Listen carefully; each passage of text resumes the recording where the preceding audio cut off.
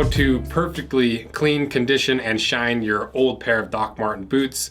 Almost in a way, a challenge way, where we do it with no corners cut, no steps skipped, to really bring back this pair of Doc Martens back to life and make them look as perfectly as possible and show you how to do it. And thanks to Weaver Leather Supply for sponsoring this video.